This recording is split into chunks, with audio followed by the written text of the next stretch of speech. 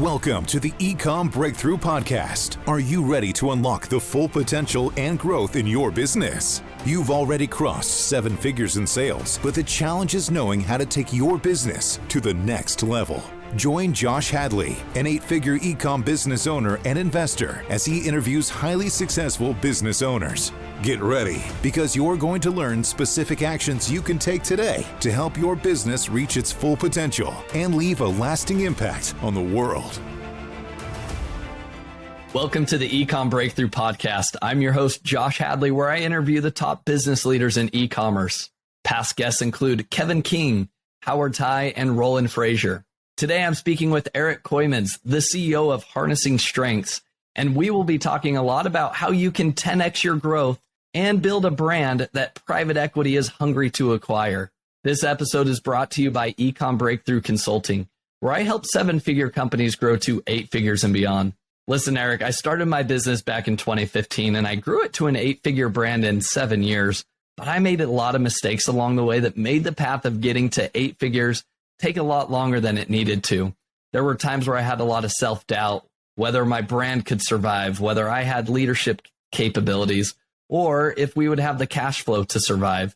I wish I would have had a guide along the way to help me overcome many of those obstacles. And I know today on the podcast, we're going to be talking a lot about some of those things to overcome those obstacles.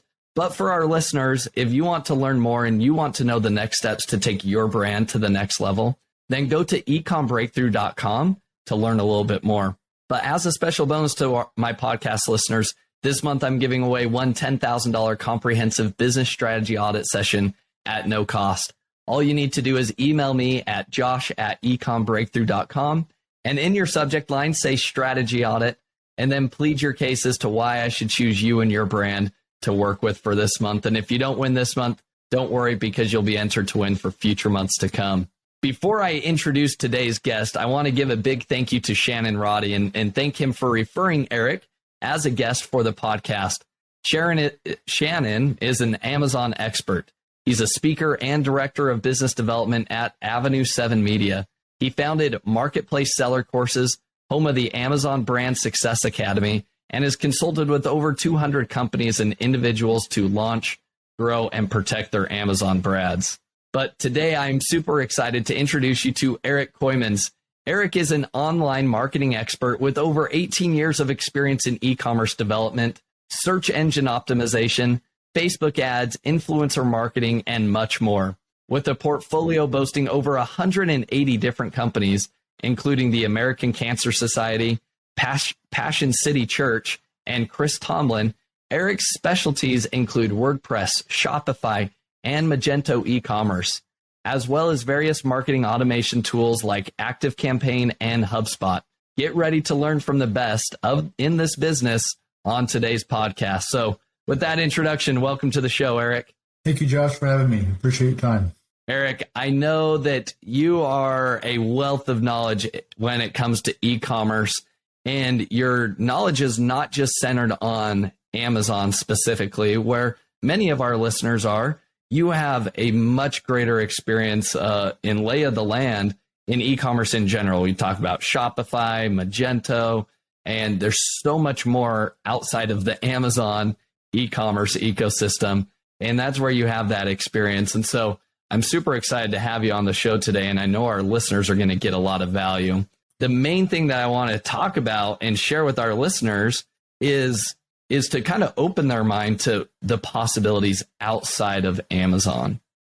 And so, Eric, we could maybe use my brand as an example where we've generated a lot of success on Amazon, but 98% of our sales all come from Amazon.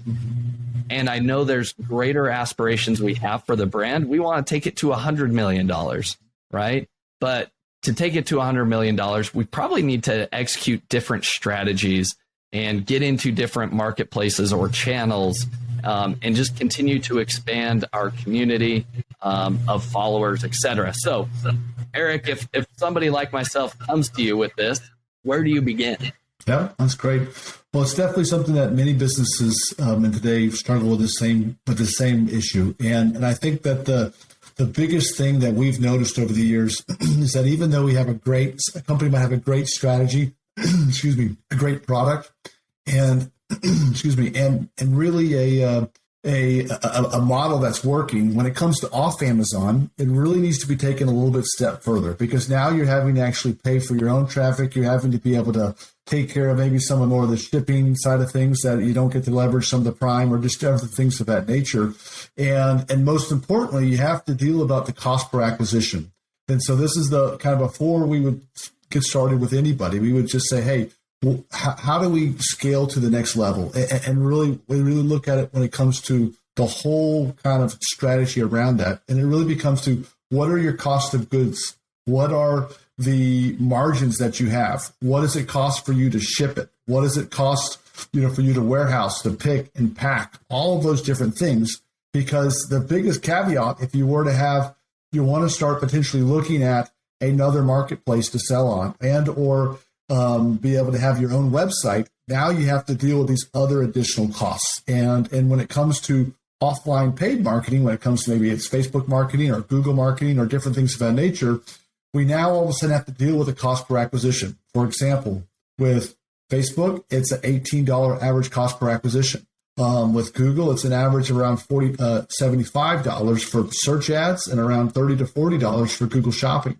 So if you think about, if you have a one or two or three product type scenario, we need to figure out how can we get our average order value up to be able to not just be able to have, the normal kind of onesie twosie type sales on Amazon, but how do we really be able to scale and push the sales and really be able to scale from that 7-figure to the 8-figure and beyond. And it really starts with a good strategy. And unfortunately, in today's world, most businesses are very excited about what they currently have, but not thinking about, well, this is how we do it. How do we make a 3-pack? How do we make a 2-pack? How do we make an upsell for a potential product? And when you have a Shopify or a WooCommerce store, there are plugins that will help you do this. But the neat part about it is, unlike Amazon, you can actually, if you have the right formula and you have the right model, you can actually really scale it and push it up, really make it happen.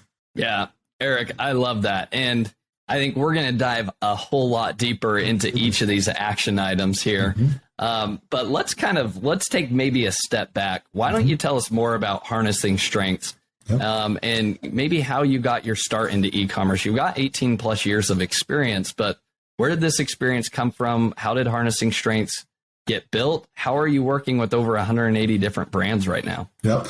So basically what we first started out was working with, I started in the e-commerce industry, working with a couple of different agencies. Started off with the SEO kind of side of things. This was kind of when Google was all kind of, what was just kind of getting going and just getting started. With that, and really focused on not just all the paid side of things, but what's the strategy? How do we build a website so that people can get in front of it?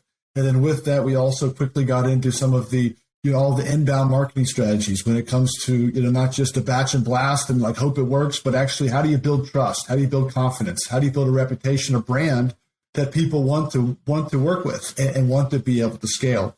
And then, once we spent about 10 years in kind of the lead generation, direct response marketing, where really we spent X, we had to make Y. It was always about what's the cost per lead, what's the cost per acquisition, and really went deep into those side of things. We tested every type of marketing, everything from guerrilla marketing to all of the paid, Google and Yahoo ads at the time. And then when it moved into social media and all the Facebook and all the different opportunities that are there, really being able to scale in all of those aspects. And the neat thing that's happened over the years is that, yes, the world has changed when it comes to, how things are searching, but with being able to stay in front of the curve, to be able to really understand what's happening in the industry and kind of where it's going, we've really been able to help businesses, even in tough markets and in good markets, to be able to scale and to really be able to go from there. So I love that. Yep. And then when it comes to the different types of businesses that we work with, the whole goal is, and this is with even with your own business, the whole goal is always to be able to not be so deep in the weeds and so deep into the problem after problem that you can't see where you're going, and you can't see the bigger issues and the bigger things that to be able to scale the business. And so that's something that as an agency owner, and somebody that can do the technical work, but also, need to be able to build and manage and scale. We basically built a team of 14 people that we build and scale businesses, and that's just what we do. And we've gotten some of those Amazon letters from Amazon where the client has an issue with an ASIN or with an account suspension, or when Google made big changes and we're like, all right, we're not doing this type of industries anymore, and it's just like you're like sitting on the side on the edge of your seat, worried about those things, and that's when we kind of step back. Yep. When I would remember 40% of income basically going away because of a Google change, you're like, okay, how do we diversify? How do we basically be able to not have to worry about those? What's Google doing these days? What's Amazon going to do? What's the big change? What's maybe a overseas seller kind of coming in and taking something? It's a situation where we had to really step back, and we really put together a good 12 to 6 month, 24-month growth strategy for all of our clients, and really be able to just scale and build and grow from there. So that's kind of how it works. I love that. And I think every single listener is going to want to hear, like, what are those growth strategies that you implement, right? What are those, the tactical things that you do that help diversify, provide comfort? But I think it's not even just the aspect of diversification. I think it is building a comprehensive brand that private equity truly would be hungry to acquire, right? Because they don't just see you as a fly-by-night Amazon seller. You had success on that, but you can't repeat that success anywhere else. So Eric, let's dive into those strategies. Somebody comes to you, how do you work them, or how do you start to develop that 6 to 24 month, growth strategy, ramp up for them? Yep. Sounds good. Yeah. So the first off, before we do it, we basically we want to ask the basic questions. And we normally have a little questionnaire that we have that we'll provide in the show notes. But the big question that you always want to kind of do a kind of little self audit, and we need to be able to understand, who is the target audience? What specifically is their problem, or what are they looking for? Like, what's their big, when they're looking for your products, kind of what is that? We think of that as kind of what's the keywords? What's the symptom or the problem that they're having?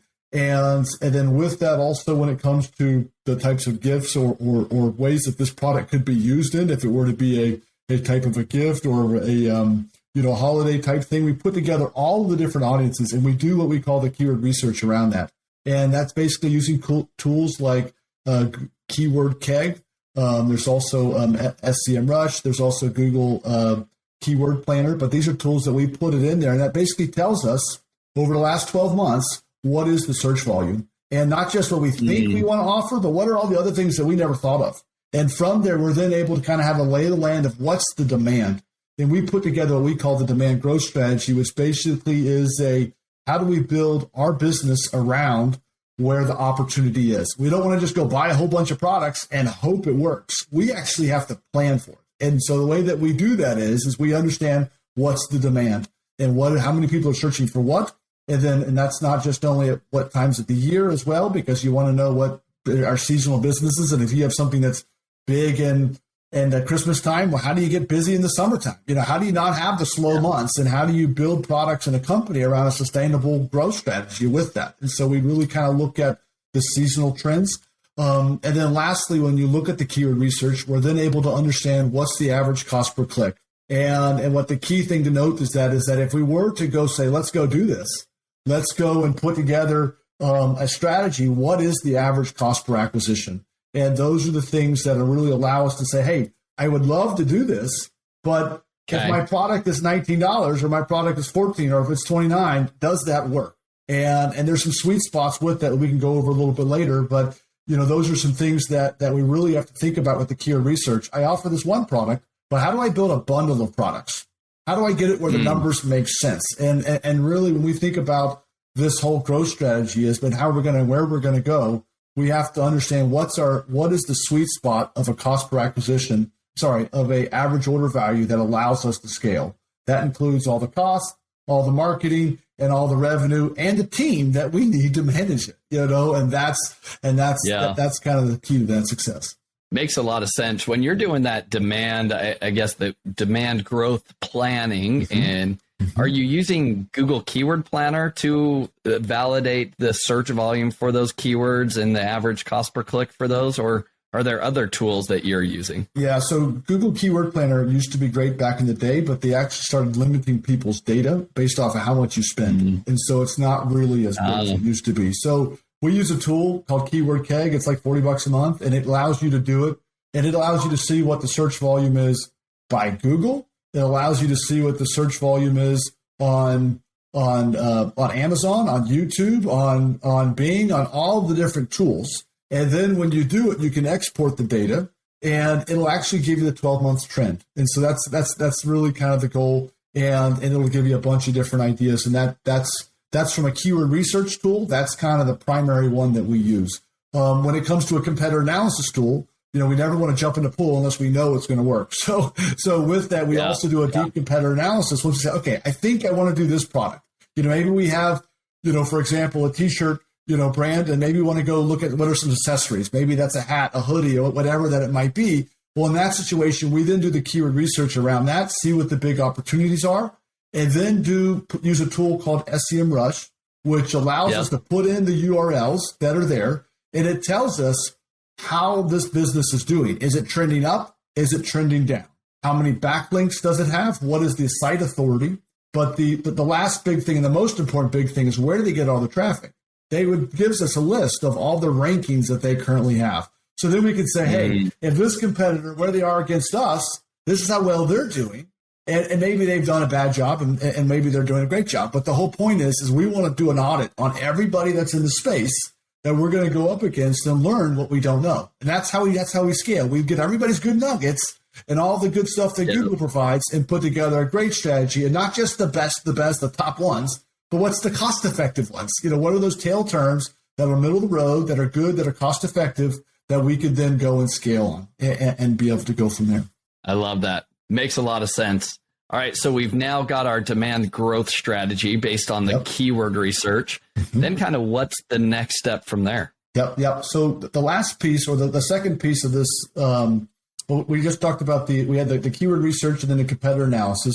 The next piece is also, we need to do a little bit of a paid analysis. And what we mean by that is that we want to know all the ads and all of the if we're going to look at doing paid marketing, we need to understand how are things going and who's doing it. And what we mean by that is, on SEMrush, there's also another tool called SpyFu that allows us to put in the URLs, and it will show us all of the Google ads and the search ads that people are running. And that tells us to say, what's their hot button? Are they offering free shipping? Are they not? Are they offering whatever discounts? Kind of what is it? And then with that, on Facebook, they have a tool called Facebook Library, and it will show us all the ads that somebody's run. And you can really see it where they have like one version and they like change it 100 different times. They're like, hey, that's probably got some legs. So that's a good one that's working for them. Or if it's just only one and done, they're using video or not. What are those opportunities? Because if we're going to go do some ads and pay for some marketing, we want to make sure it works. We don't want to like hope it works. And so that's kind of the big. We just need to know what we're going up against, and to understand how many competitors, what's the average cost per acquisition, and can we afford to play in this space? And maybe we need to make some tweaks. Maybe we need to make our average order value a little bit higher. Maybe we need to not do that $59 price point, which is kind of that sweet spot that we have found. Maybe it needs to be $79. Maybe it needs to be $99. But that's kind of the phase one, that last phase of the strategy when it comes to that. Makes sense. How do you determine what that cost per acquisition is going to be without having data, or actually having done that and tested it, right? Yeah. And getting actual data? Like, how do you come up with, hey, I think this is going to be $40 compared to this? You're looking at $150 per acquisition, right? Yeah. Like, there's a wide range. Yeah, that's a great question. So there's actually the neat part about the stats that are out there. There's actually ways that we can pretty much estimate, not like based off our conversion rate, but industry standards. We can get a pretty good estimate. So there's a tool, a company called WordStream. They provide paid marketing services to around 550,000 businesses, and they run a survey twice a year in about 17 different industries. And they put together what is everybody's average CPC, average, and I'll provide these links in the show notes, but what their average cost per click is, what their average click-through rate is, and then what their average cost per acquisition is. And the neat part about that is that then if we were to take our keywords and let's just say we're going for, let's just use, for example, a T-shirt or a women's T-shirt, for example, or whatever that it might be, there's a CPC number that's on there. And that's where we can basically, there's a formula that can be run that says, okay, based off of, the number of people searching and the average click-through rate, that potentially we would have this many click-throughs. And then from there, based off of that, and based off the industry conversion rate, and maybe you even know what your conversion rate is on your website, then you could say, based off of that conversion rate, that's how many people would actually buy something. And then we can then do the math of based off the cost. And there's a whole formula, but needless to say, we run it for every single keyword. And the whole goal of that strategy is that maybe we want to go for women's shirts. And that sounds like a great idea, but there might be something a little bit lower down that's like, for example, for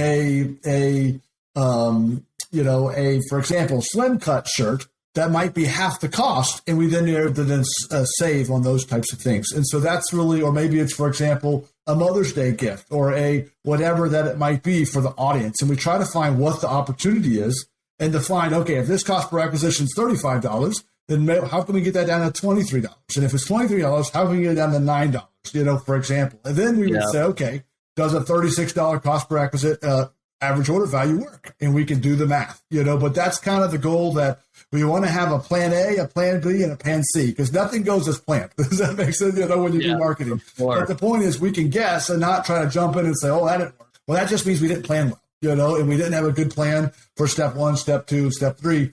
And that's the goal, with that. So when it comes to, and one thing we didn't mention about this whole piece of that keyword research is, just because you do this one set of products doesn't mean that you can't venture out into a couple other categories, because you want to have a group of products that's a success.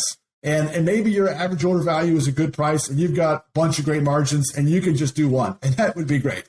But unfortunately, in today's world, we have found that you really need a couple of different products in a bundle. And it can't be like kind of car salesman upsell tactics.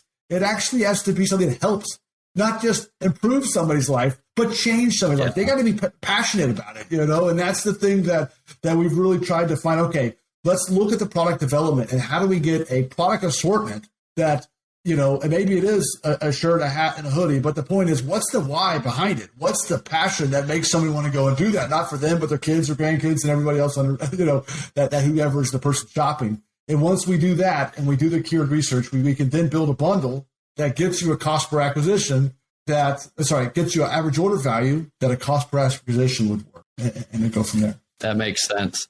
And then are you directing that traffic to a funnel, like a landing page, or are you going just directly to a Shopify or a WooCommerce storefront? Like, are there best practices that way, right? Because you can click funnels, you can do just a dedicated funnel. Yep. And then you could have a bunch of upsells after that, or you could just direct them to your brand page. Like, do you have any recommendations that way? Yeah, absolutely. That's a great question. And this, just so you know, this is where I would say 90% of businesses get it wrong. Okay. So let's talk about this. So first off, when you have there's two pieces to this pie. First, before we get into the funnels and all the different details, there's one other low-hanging fruit that everybody here is listening to this podcast and they have a Shopify or a WordPress site needs to set up, because there's some really easy low-hanging fruit. It's basically Google Shopping or all the shopping different feeds that are out there. And those are things that is the best converting, easiest to set up, and usually works for, in most cases, if your average order value is at a certain point that makes sense for what your industry is. But it's always worth everybody to test, just because you can literally with WooCommerce, there's a plugin called Pro Feeds with Shopify. There's like a dozen of them that you could do.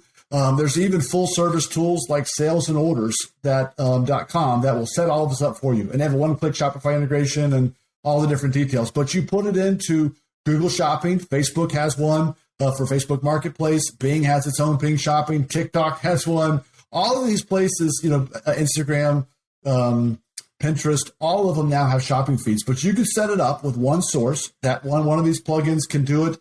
There's also the sales and orders. They'll just take care of it for you. You don't even have to worry about a thing. You just sign up, $500, and they take care of it all for you. So it's a pretty cool tool. But the caveat is that that's kind of phase one. If you have the web Shopify site, it would actually just drive products to your or WooCommerce site. It would drive products to your product page, and that's kind of phase one. So that's just the first piece. Now, to your other question, that's the most important one. This is where 90% of people get it all wrong, is that they send it to their homepage or maybe to just a product page. And that's great. But the caveat is that those work the best if they're there to if they already know who you are and they know what they want to buy and they got to go from there. But usually when you're doing paid traffic, this isn't as warm. They just were doing something else and they saw your ad. So you've got to warm them up a little bit, and you have to remove some of the distractions that hurt your conversion rate. So the average conversion rate on Shopify is around like it's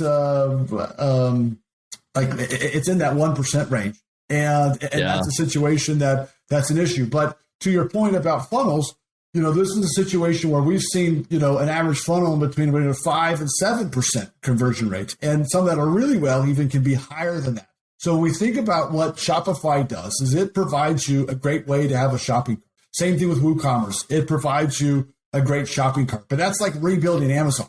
Our goal is not to rebuild Amazon. We want to be able to scale and really be able to do an unlimited marketing budget to be able to do that. And the way that we do this is with a funnel type page. And it could be something that is done on the product page where you have kind of an upsell, one page shopping functionality. But there are some tools. You mentioned ClickFunnels as an external tool that works.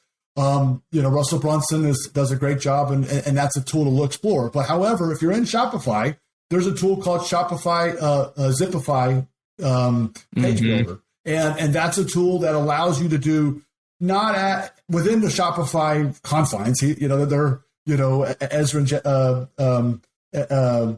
Ezra Firestone built the plugin, and he's a very great marketer and does a lot of things there. And then there's also for WooCommerce, there's a tool called Funnel Kit, and it does a really, really great job. It has great upsell funnels and even some automation functionality with it. But the whole goal is that you want to be able to customize the product page. And what we mean by that is it's not actually a product page anymore. It now is a direct response landing page. We remove the top navigation, so we eliminate some distractions that are there. We also then put together a lot more use of video and or graphics around that, testimonials, and whatever credibility enhancers we could come up with. That would be, reviews, that would be used in, featured by, all the different things that are there. And of course, all the testimonials and use cases that we could do. And our goal is to have our call to action above the fold. And then from there, as they scroll and they want to learn more, that's fine. Then you can have some calls to action there. But if you think about it, we have 7 seconds.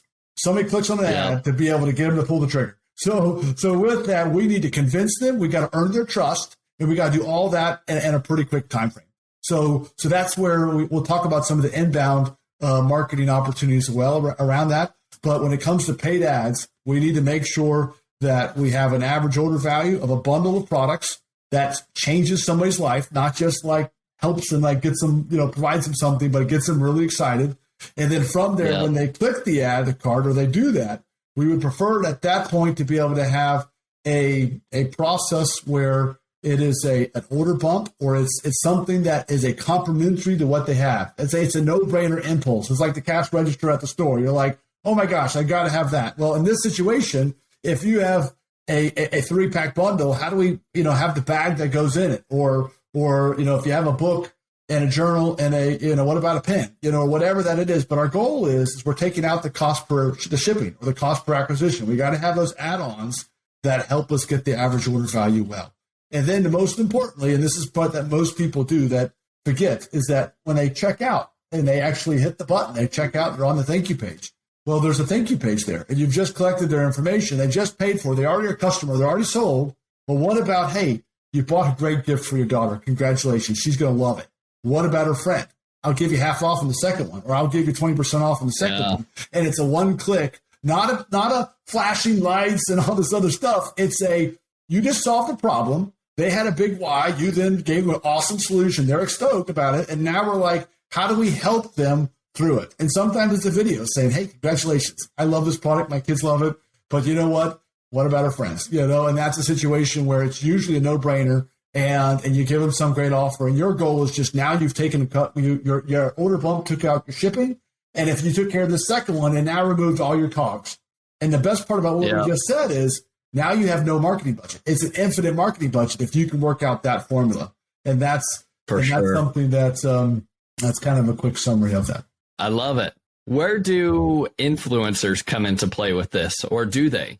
Yeah, well, influencer marketing back in the day literally printed money. I mean, it was a situation where somebody would be able, things could go viral. You'd put some videos out there, and Shannon one time called me, the guy who referred to me, he's like, we're getting about an order a minute, and we got 20,000 products. I think we're going to be out of stock tomorrow at about noon. We're like, okay, That's so crazy. those are the glory days of influencer marketing. But influencer and really inbound marketing, where you use influencers to build trust and credibility, that's essential. And really not just for the sales that you're going to bring. That's important. Hopefully you get some bumps and all of that. But if you do it for a ROI only basis, that's not that's going to be. But oftentimes you will be not as excited as it used to be back in the day. But the whole goal of it is building backlinks to your website. If you have your own website, people do the different things so that they're building and get on the different gift guides of the different holidays of the year,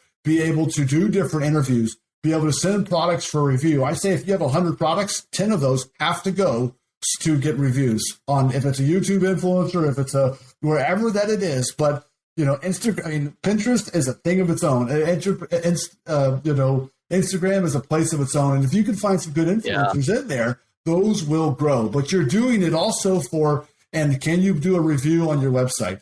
And you want to get a link back to you and or put the podcast transcript or whatever, the show notes, whatever that it is. But the goal is you have to get influencers to talk about you. Because then with that, even if it's going to Amazon, because your goal is that you're increasing your overall rankings by the more backlinks that you have. And that's where influencer marketing is really the key to it. And if you're going to have your own website, they say every page of content that you spend an hour writing, you should spend 4 hours.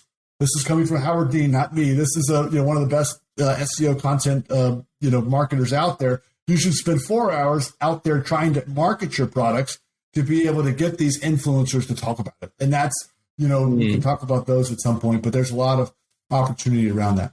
I love that. And I think a big component of all of this, Eric, is, and maybe we're skipping way ahead, but it's being able to create a community around your brand, right? Loyal brand followers, people that purchase your products and then they become repeat purchases, right?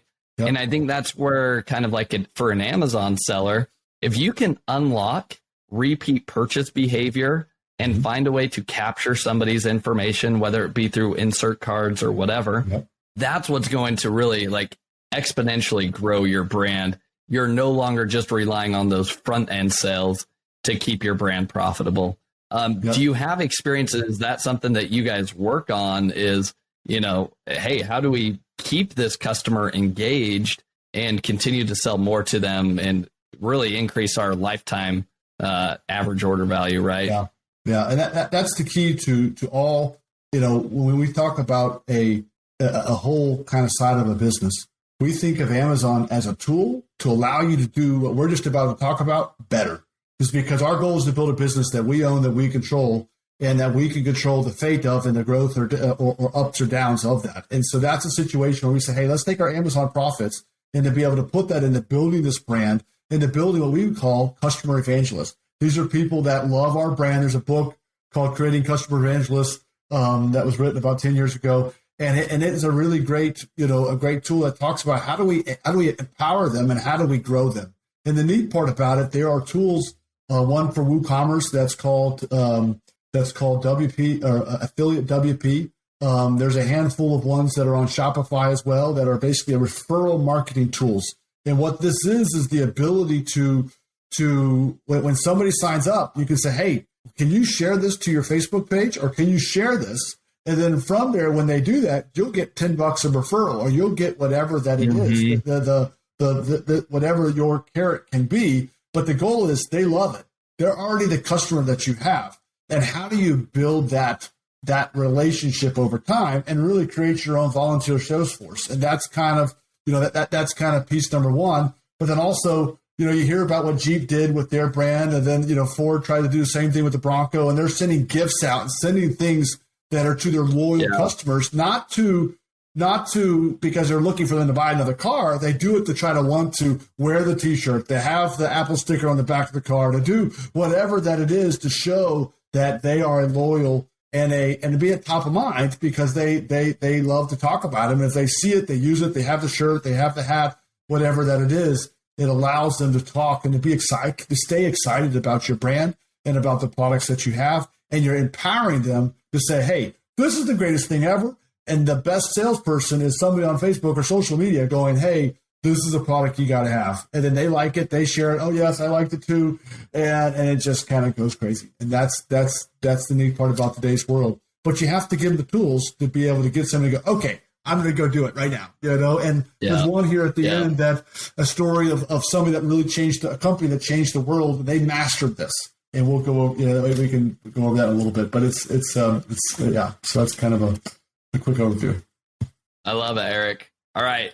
I think we've got a great overview of kind of a bigger picture here. Mm-hmm. Eric, where should we start diving in deeper here for our listeners to really extract value from everything that you're talking about? And practically, like, how can somebody go execute on these strategies, right? We can hear all these things and sounds good. I need to have a lower acquisition cost than what my average order value is going to be. Yeah, I need to create a good customer lifetime value and have all these fun ways to engage with the brand. Much easier said than done, right? Yeah. So let's dive into some of those actionable strategies that you would share with our audience to begin implementing some of these best practices. Yep. Sounds good. Well, the biggest thing I would just say, and it's a good point, that whatever that you do, we don't want to get overwhelmed and go, oh my gosh, I've got to do everything. Because if you do a lot of everything, you won't be good at one thing. And the goal is that we take one thing and we do it really well. And so if you have kind of a sweet spot around a brand or a collection or a group of products that do really well, and we have some good margins around that, let's put together a little thing. Let's go say, all right, let's take that group of products and let's make a bundle. Let's be able to have the infrastructure in place to be able to do a pick and pack of 3 products, and with that, then have it all in place and building that. If it's one funnel or one landing page that basically has the ability to market the why behind it, not just the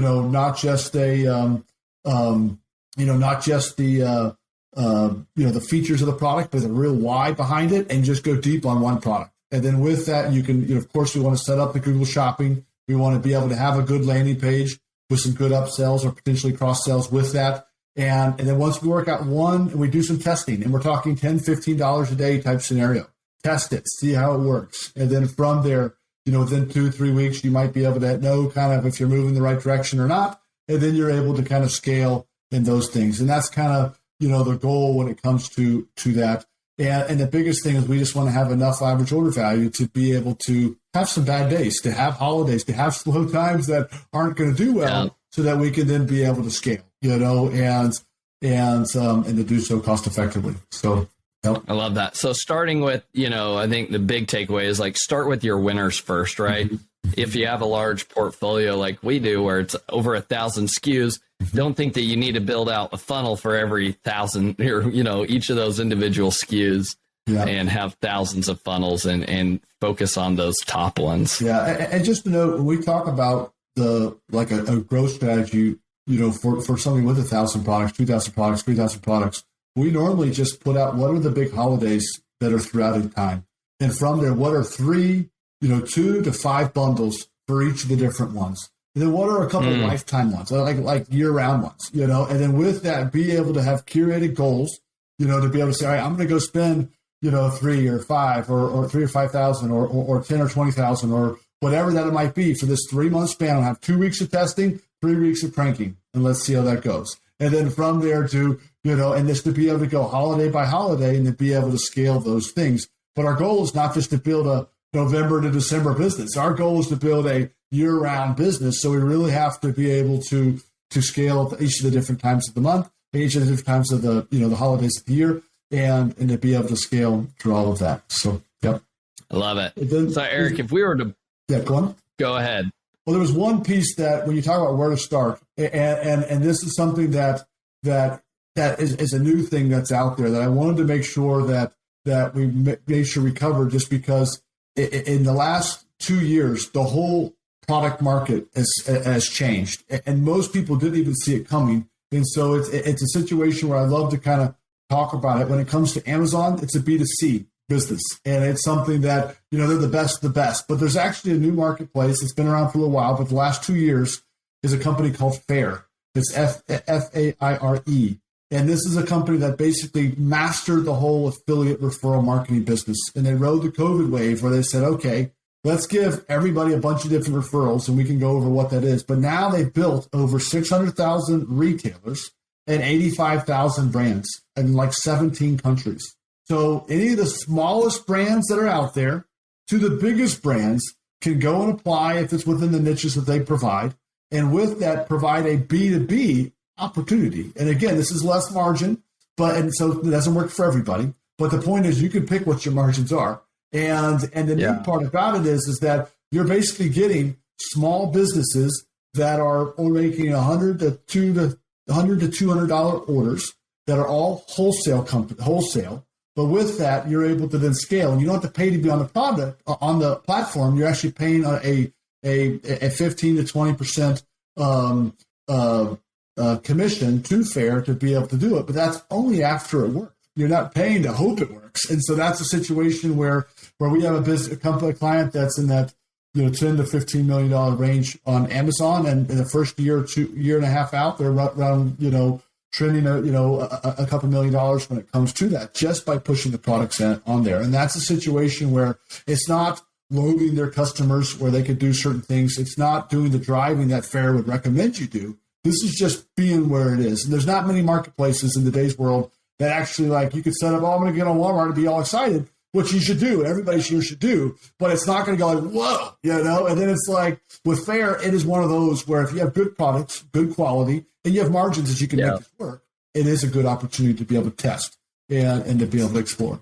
When you get brands that go from Amazon to Faire, do you see that they have to kind of like create a new UPC code, or they have to kind of repackage their product so that it is more retail ready? And also a new UPC code in the fact of, if somebody's going to resell this product, right, you don't want them jumping on your Amazon listing because they've got it at this lower price. Now they start eating some of your margin as well. So any advice that way? Yeah, that's a great question. And this is something that you definitely want to kind of think through, the whole marketplace and arbitrage type side of things, because it is something that's true. People will buy it and they will go automatically sell in those places. There is a thing on Faire where you can have a not sold on Amazon button, and there's different things that they have where you have promotions where you could, do certain things and repackaging of that side of things. And if you had the capabilities and the budget, that's great.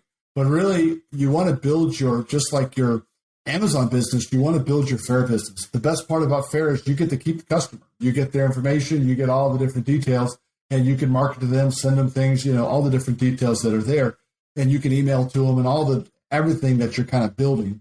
And the biggest thing around the UPCs is that, well, let's see if it works. Let's see if we have an audience that is the right niche. And these are boutiques. These are, kind of smaller type scenarios. And is it the right audience? And then once it is the right audience, then it's like, all right, let's step back. What happens if we made these 3 colors for Amazon, these 3 other colors for this? That's a conversation to have.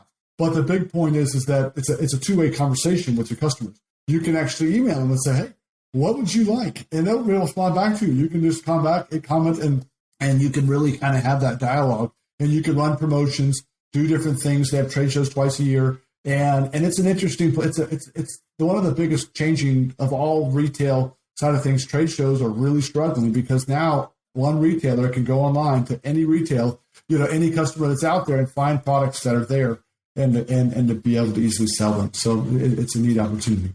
I love that.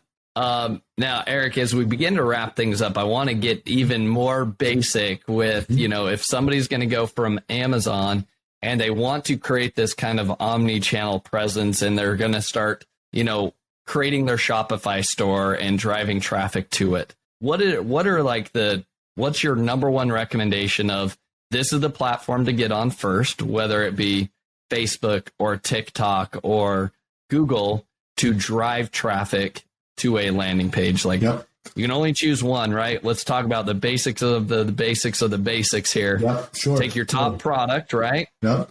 And then what? There's two pieces to that. So one, if you have a Shopify store, the first thing I would do is set up Google Shopping, just because that's literally the same day you set up all of your store and all those different details, and you can actually start fulfilling products. You could set up a Google Merchant account, which then connects to your Google Ads account. And it's literally a quick connection type scenario. And everybody here should easily be doing Google Shopping. And again, you have to be able to we've already talked about the strategy piece, so that's got to be there. You got to be ready for a little bit of a cost acquisition, but it's something that if we kind of say that SEO and long-term marketing, that's the 3 to 6 months. But the 1 to 3 months, when you first get started, what do you do in that time? The first thing I would do is start with the Google Shopping. And of course, you got to do all the content marketing. You need to do all of the influencer marketing, all of that. But how do you move the needle tomorrow? It's with Google Shopping. And then from there, the next thing is building a bundle around, what is your one thing that you could do? And the next place I would start at is not the TikToks of the world, that they might be great. There might be opportunities that are there. But it's really, I would start with after our Google side of things that we just talked about, Google Shopping, we would start with a Facebook ad towards very targeted audiences. And that's the big thing. You can choose interest. You don't want to just say, hey, everybody, you want to say, no, I want to choose female between this age and this age that whatever that it is. And that's an audience that is there. And that's a good place to be able to start talk about who are your avatars and go target each one of those. And then with that, you can find that you might be thinking you're going for millennial moms that have a young child, and you might actually learn that it's the grandma that actually buys for the parents. And that's where, but you got to test that if you don't know that. And so that's kind of the quick overview of that. That's perfect. Eric, this has been amazing. I've got a lot of value out of this. I think everybody's got some quick wins of what they can do and where to just begin, right? And I think the important thing that everybody needs to take away is that you've just got to test, right? You're probably not going to, hit the bullseye right from the start. You're going to have to make some refinements along the way. Eric, is there anything that we haven't covered up until this point that you think we really need to share with the audience? Yeah, well, the only thing I would just, the last part is when it comes to AI, all of the ChatGPT stuff and the stuff that's out there, it's definitely changing the world. And what I mean by that is the way people search and shop and the way people do things, it's already changed. And the biggest thing is that it's going to change it even more in the next. And so what we would just say is that you can leverage the content. If you're on Amazon, you can put your product description and all of your reviews, and it would give you what are the top 5 bullet points that you need to have on your Amazon listing. That could be ChatGPT, can do that all day long, and it does it based off your problems and things that people didn't understand to be able to make great reviews. Great bullet points that you can have. Also, when it comes to your website, if you have to have content on it. Again, Google does not like, spun content or AI type content, but if it adds value, if it's something that has stats, it has testimonials, it has all the different things that allow you to be able to do it, I would just always pay attention, and to be able to understand, where the world's going, because it's changing quicker than we all could have imagined. And it's pretty neat to see where it's going. So yeah.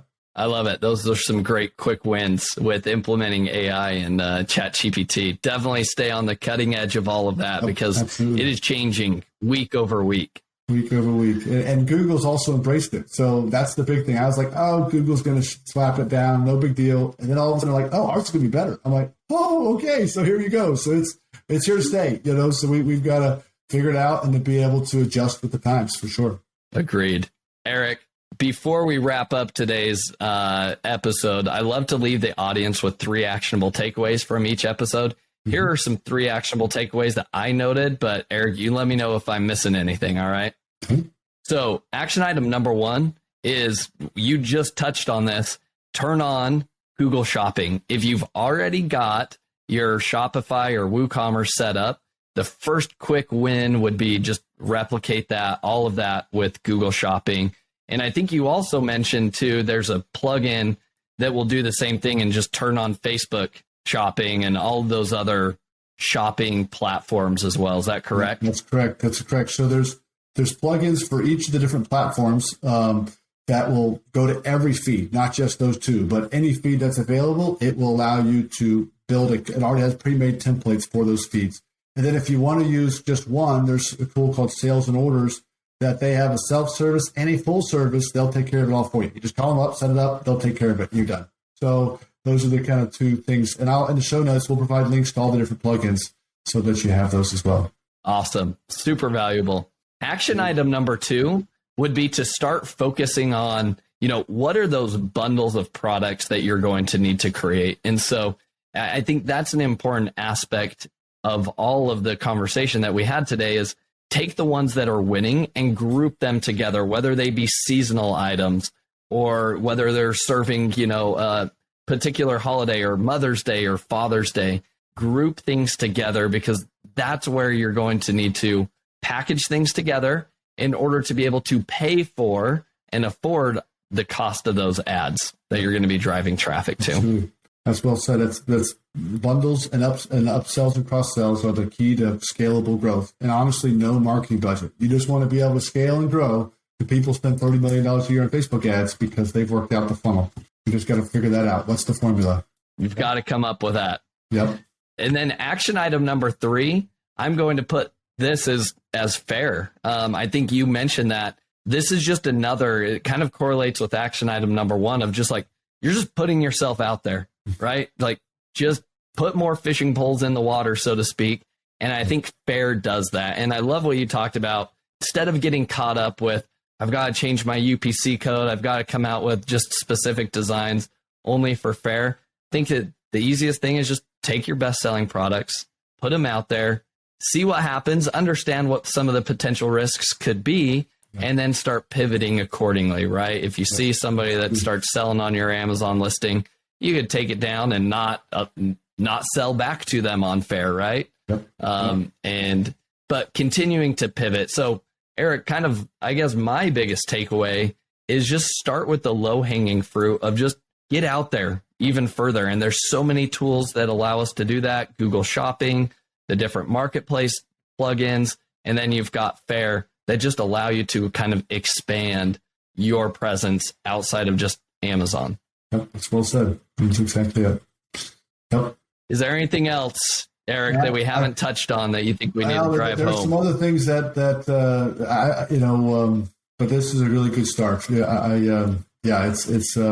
I think the biggest thing is, as you said, just get started, and then also where possible, if you can't do one piece, find a team that can help you. That's the biggest thing is that you can't. If Google Shopping and if you're not willing to kind of give it a go, you can then there's people that you can hire. There's sales and orders that you can do. There's also you can go to Upwork, you can go to find an agency, go on Indeed or a ZipRecruiter, put some ads out to find people that know how to do it because you got to be able to scale. And if you do it all yourself, it might be in the game, but you want to be able to scale and grow. And that's where finding a great team to be able to do so is great. Yeah, Eric, on that note, obviously you have your agency, and I think there's so much that goes into all of these strategies that we talked about. Working with an expert is very important, especially if you're a business owner. You're not going to be able to master all of these things. So, Eric, tell us more about what does it look like when a brand comes to you? What does kind of like your fee structure kind of look like? Is it all just kind of like tailored to every brand individually? Is it a revenue share, profit share?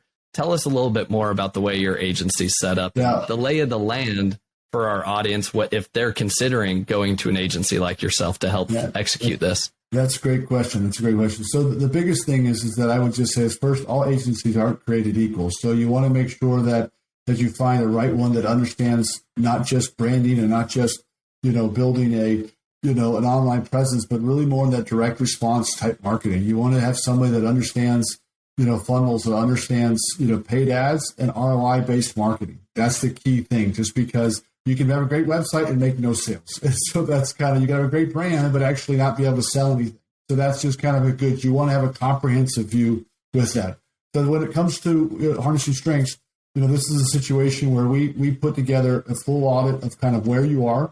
It's no cookie cutter type scenario. We do a full audit on where you are and put together a detailed growth strategy and what that looks like, and to be able to scale from there. So the whole goal when it comes to the fee structure and all the different details. If you have a great website and a brand and you just need little pieces, there could be just little things where it's maybe a project-based or a retainer-type based fixing of issues and or scaling and going to different things of that nature. The best opportunities are around kind of an outsourced CMO type scenario where it's basically, hey, I just have great products and I have a great team to be able to build those products, but we need a team to help market them. And that's a situation where, kind of having a team of people coming behind you to be able to say, all right, we'll take this and run with it when it comes to marketing within your goals, within your brand confines, and to be able to scale and leverage not just one marketing person, but actually a team of people. That's been where we've seen the best success, just because, you want to be able to scale. And our biggest goal is that we'd be able to actually build a team for you and to be able to replace ourselves, to be able to then grow and step out, just because our goal is to build your business to enable you to be able to fish, to be able to grow and to be able to scale, and that's how we work. So, but needless to say, we want to just build long-term relationships to be able to scale and get referrals. And that's a win-win for everybody. So, yep. So where can people reach out to learn more about harnessing strengths and even reach out to you personally? Yeah. So at Harnessing Strengths, you go to harnessingstrengths.com and press the book button and we'll schedule a consultation. And you can reach out to me on Facebook, on LinkedIn, or wherever, you can, hit the contact us on Harnessing Strengths as well and be able to go from there. I'll relate all the information in the show notes as well. So yeah. Awesome. I love that. Now, as we wrap everything up, Eric, I've got to ask you the 3 questions that I ask every guest. Yep. So number 1 is, what's been the most influential book that you've read and why? Yep. Well, I think for the conversation that we had today, I think everybody needs to read Expert Secrets by Russell Brunson. It's an older book that's more around the online course thing, but from there, it really talks about the strategy of funnels and kind of what that is and the psychology around how you do it. I stiff-armed that industry for many, many years. But someone's like, you got to read it. And honestly, I read it in one sitting on a Sunday morning, and it was the greatest thing. You can get it on Audible, you can do whatever, but you want to get the book because it has all the strategies and the psychology around it. And you can apply it to any industry that's out there.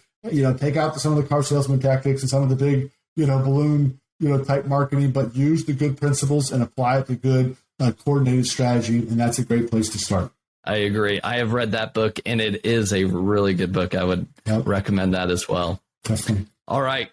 Question number 2. What is your favorite productivity tool or software that you've discovered that you think is a game changer? Yeah, well, I'm sure this isn't new to everybody, but I think it's definitely been the one that we use the most it's actually 2. One is called Slack, where we basically have a channel for every single project that we have going on. And we also set it up with all of our different clients. And with that are able to then have many different conversations at once, but to be able to have all the, with a remote team, be able to work as though we're sitting in the same room and all of that. Teams does a good job as well. When it comes to, if you already have Microsoft Office 365, that does it as well. But Slack has been one that we use, all the time, corresponding with our project management system, which we use as Teamwork. It allows us to put all the tasks for all the different things. And we have, an Amazon department and all the marketing, all the different details. And it allows you to have task-based, not just board-based, but very task-based, check them off, and everybody gets alerted. Everybody knows what they're working on, has a Gantt chart to work out the details. So that's kind of 2, but we were using them together. You can add a Slack and add a tag ticket and go from there. So yeah. I love it. Great strategy. Last but not least, who is somebody that you admire or respect the most in the e-commerce space that other people should be following, and why? Well, Sam O from Ahrefs. He has a YouTube. Ahrefs has a YouTube channel, and they're kind of more in the the SEO kind of backlink influencer marketing.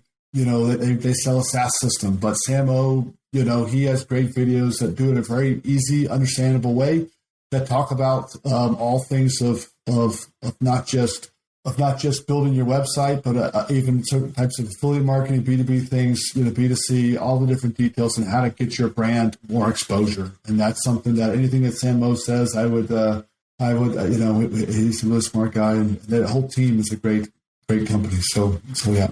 I love it. Well, Eric, thank you so much for your time today. I know I took a lot of action items for myself, and I think our audience saw a lot of value in this as well today. But thank you for your time and coming on the podcast. Absolutely. Great. Well, we appreciate your time, and feel free to reach out if you have any questions with the show notes, or to provide all these details so you can look at that. And if there's any questions, feel free to reach out. Take your time today. Thank you, Josh.